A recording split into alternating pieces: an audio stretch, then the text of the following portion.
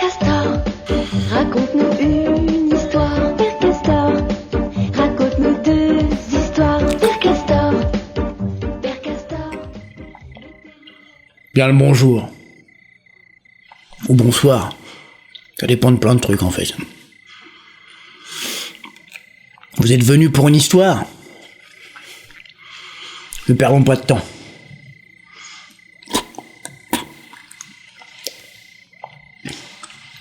Connaissez celle de l'arbre et de l'oiseau ? C'est un Sioux qui me l'a raconté. Ou alors c'était ce pauvre Billy. Quel ivrogne. Ah Billy. Paix à ton âme. Bref, commençons. Il était une fois. Oui, parce qu'une bonne histoire commence toujours par « il était une fois ». Je disais donc. Il était une fois un oisillon dans son nid, perché sur la cime d'un arbre, sur la branche la plus haute, culminant une forêt à perte de vue. Notre petit oiseau fraîchement arrivé piaillait le retour de sa maman. Elle se faisait attendre. Ne la voyant toujours pas arriver, il se collait de plus en plus au bord du nid. Il faut dire que la patience n'était pas son fort. Troublé par cette disparition impromptue, il ne fit pas attention à sa petite patte qui glissa sur une brindille. Le pauvre oiseau fit une chute vertigineuse dans le vide pour finir avachi sur le sol. Malgré cet événement fâcheux, notre petit oiseau n'avait aucun bobo.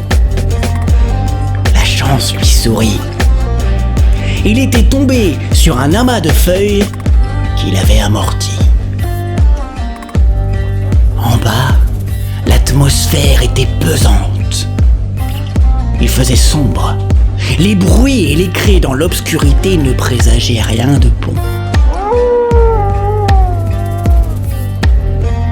Et notre petit oiseau commençait à avoir les chocottes.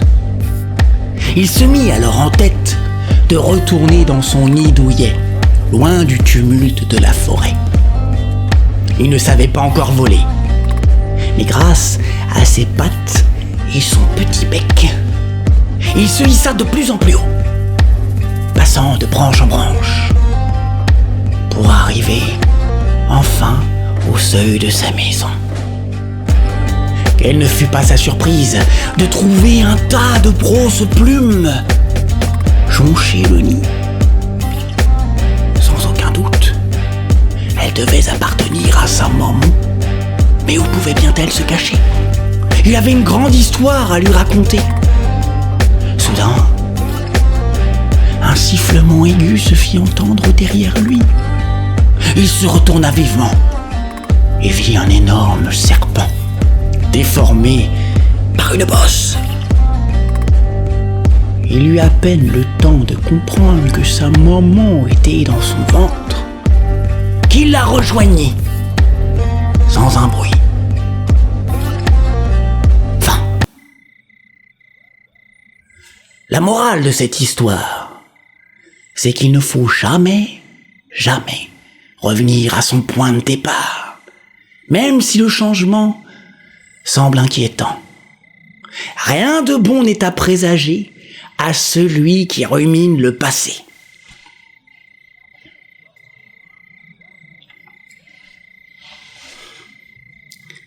Une petite pièce pour l'artiste.